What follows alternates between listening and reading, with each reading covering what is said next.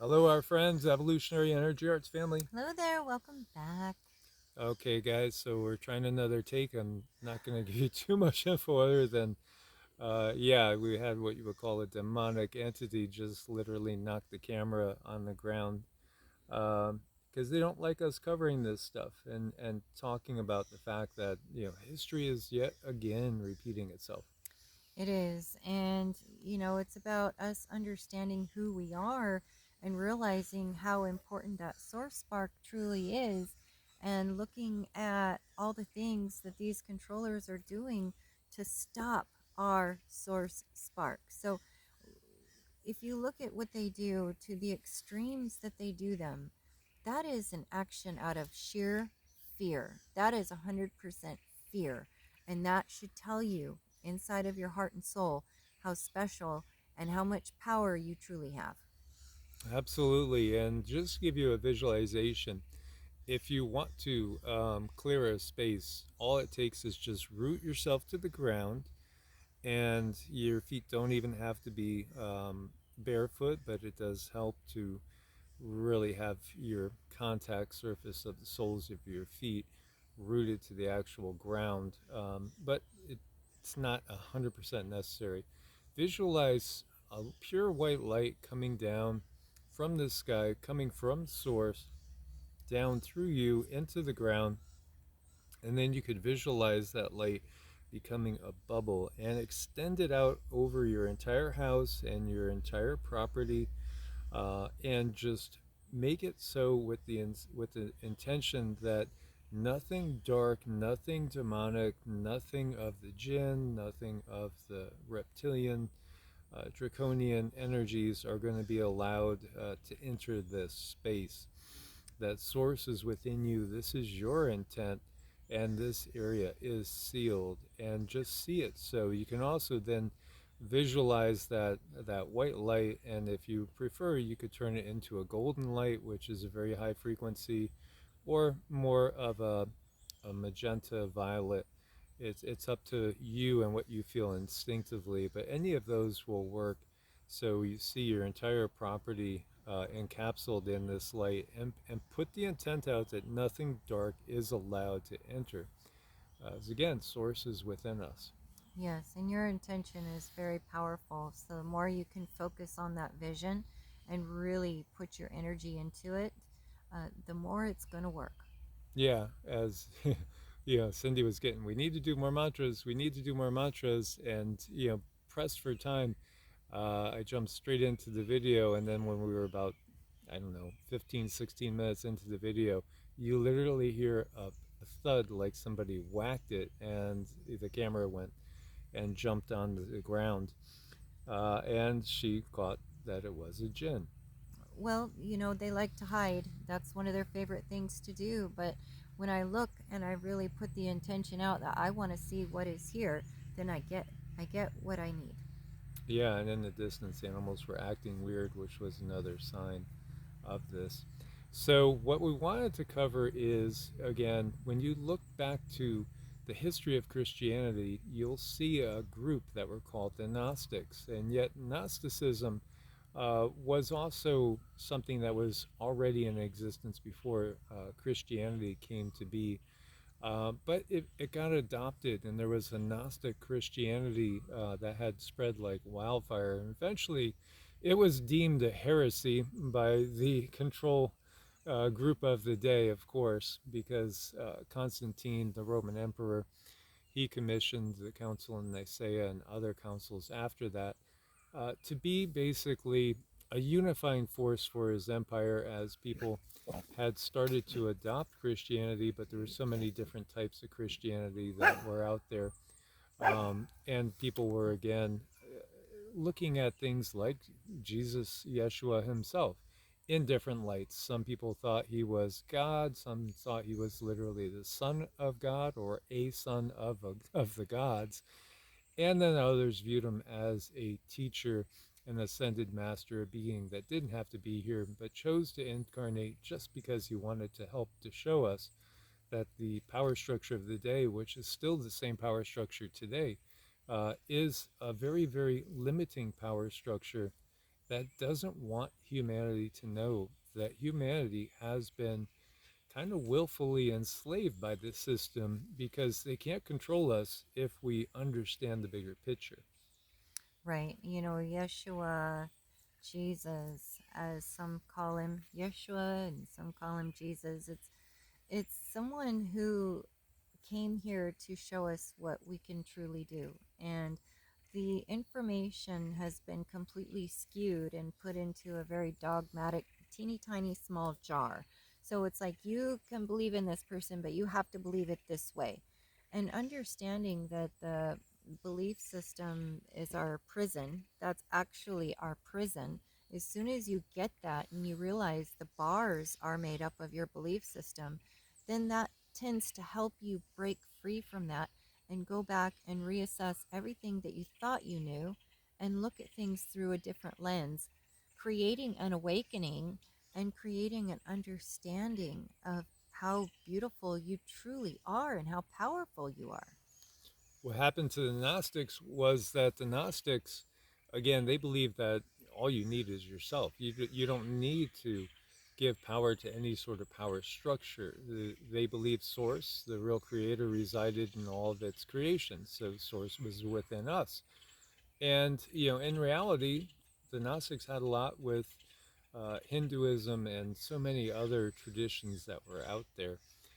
They were persecuted by the church, and come about 400 AD, they were persecuted to pretty much oblivion, and all their writings were deemed the disinformation of the day and were burned and were eradicated as best as they can. And this is exactly what we have today with the control system labeling things disinformation when in fact, quite the opposite. The disinformation is the control system. It's the same control system in place now.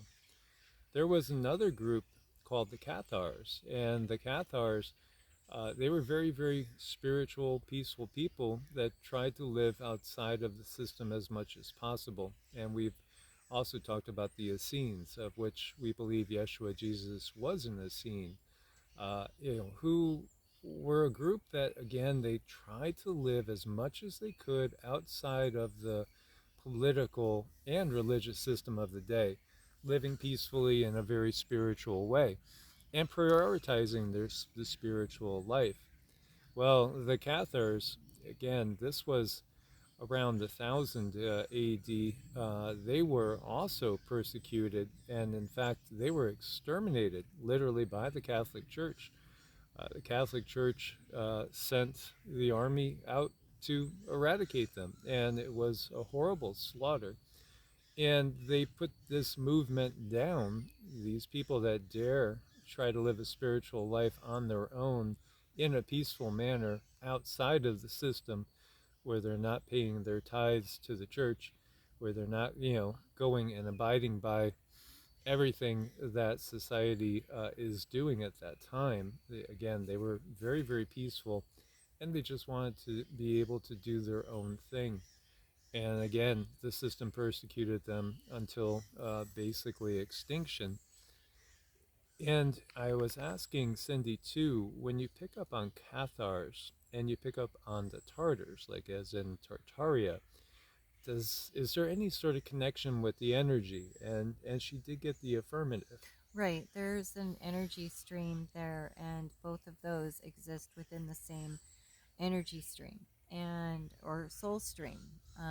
There are two energies that at one point definitely coexisted, but then it's like one energy stops and starts and the other energy stops or starts, and I can't tell the two apart, so that's telling me there was a coexistence somehow. Yeah, and what that lost civilization that has captivated so many people, Tartaria, what really was Tartaria? You could find the Tartarian flag in 1865. It was there. There's references to Tartary, but then it's like it just kind of gets wiped out. And, again, there's this beautiful attention to detail architecture that we just don't see.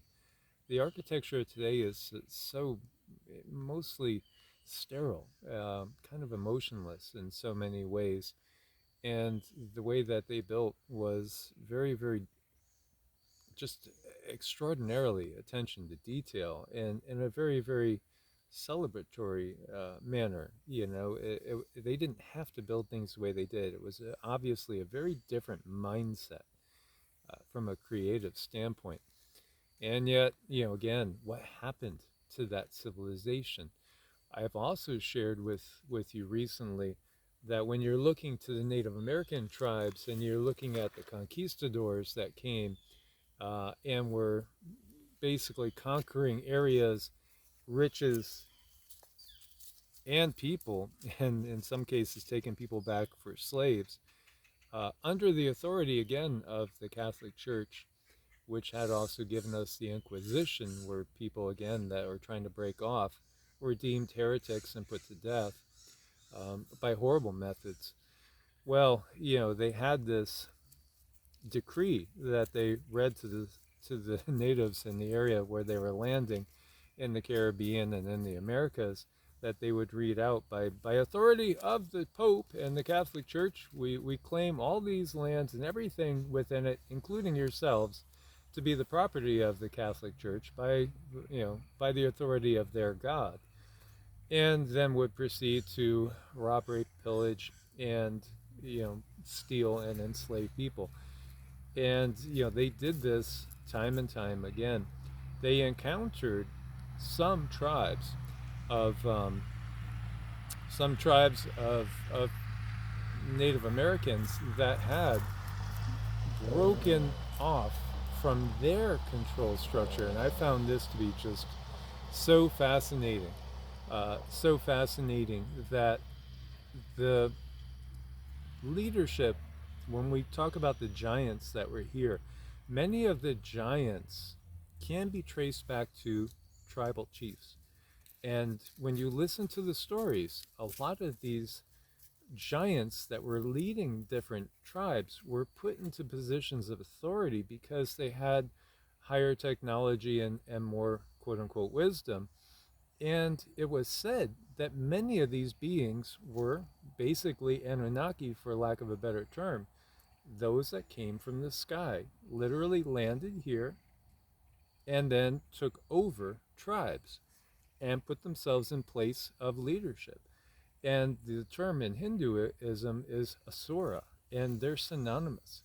They are synonymous. Again, so you had these beings that came down, took over individual tribes, and put themselves into positions of leadership, where again, they were given the first foods, they were given, you know, they were obviously given the best of everything. And they also chose, you know, whatever women they wanted to have as wives for themselves. Well, many of these tribes had risen up here in the Americas and overthrew them, and in fact, you know, deposed of them. And I think that had a lot to do with the European colonial expansion. And I asked Cindy again to check with the guides, and she got yes, you know, again, the kings and queens of the day, the Pope, who still to this day, the royalty and the Pope are in contact directly, in some cases, with the extraterrestrials. They, you know, they are again the middlemen for those dark beings that control the dark side of the matrix. And so, you know, they were ordered to go and to expand and bring back into the fold a lot of the indigenous people in the Americas. Hmm. Right. I mean, the indigenous people in the Americas, they don't take orders too well. You know, if you're someone who didn't do too well in school, take heart, because you're just simply not buying into the BS, and your higher self is not going to lead you astray. So maybe you didn't do so good at school, but maybe there's a dozen other things that you can really do to nail it. And that makes the indigenous people really kind of almost ungovernable. Ungovernable. I said that right. I think we have to look at that. We have to look at that in ourselves too. I mean, this matrix is something that in many ways we have to go with it. But then there's a lot of things that we do not have to roll with, and we can do something different. And it might take making friends, it might take getting along with each other in a different way, it might take uh, letting go of some things or accepting some things, but it does take for us to work together. Yeah, I found it especially interesting too that when they discovered that these giants have been deposed of by the tribes that rose up because they were getting treated so badly, and they were ruling so poorly, and they were also kind of degenerates. I mean, they were um, definitely not morally upstanding citizens. They were everything that we see being exposed today, they were back then, because in many cases, it's the same souls that are incarnating over and over again into the quote unquote royal bloodlines. But this overthrowing happened relatively recently. So it was more of a direct use of one part of the control system to bring back another part of the control system, which had freed itself of the control system. And this is exactly what they do. So even though it looks like the cultures were very, very different, people will bring up, they were in fact under the one control system. People will bring up the fact, like I saw Jack Posebic saying on Columbus Day when Kamala actually got one thing right, saying Columbus was obviously a slaver and genocidal. Yes, he was. Obviously, he was part of the control system. Um, and then Jack Posebic, who has like 3 million followers over on Twitter, was basically saying, well, look at all the indigenous people over here were basically doing sacrifices, all doing blood sacrifices. Well, not all of them were doing blood sacrifices, but yeah, some of them were under the control system, the same control system. So you did have groups that did do blood sacrifices in enormous numbers, horrible things. But again, it's still, and you could even go and look at the Sumerian texts and see where they do talk about, and they give you a clue that they had outposts over in the Western Hemisphere that were also under the control of different family members of, say, Enki's tribe. When you're talking about and Enlil's, again, it keeps going back to the same old cast of characters. They were under control for thousands of years. When did this really start? Again, I think it started with the Younger Dryas extinction event. That's when I think we fell into it in reality and came under the control of these invaders. And so the good news is right now is that the Earth is ascending up and out of their control grid. And so, be happy in the sense that their time is limited. Yet at the same time, they do have the resources to do a lot of damage, and they tend to do that. So we have to be as prepared as possible. But at the same time, it's also how fast we can raise our consciousness while uncovering all this, this shocking, stark reality. Well, how fast we can bring our frequency up is how fast we can get rid of them. Right, and we each individually have to do our part, do our absolute best, and then when you have done the best you can do, and you're completely healed, then you start to look at others and you start to help others. So it's very much a buddy system. Well, completely healed too. I mean, that's a process because we can all be brought back down by different situations, bad news, and the like. So, it's an ongoing process. So, cut yourself a lot of slack because we're going to have bad days. We're going to have, maybe great hours during the day, and then, a nasty boss brings you back down to a lower frequency. But keep bouncing back. That's the key. And having a steady spiritual practice every day, prioritizing your spiritual practice, that's a must. Indeed. As always, guys, thank you for your support. Source bless and namaste. Namaste.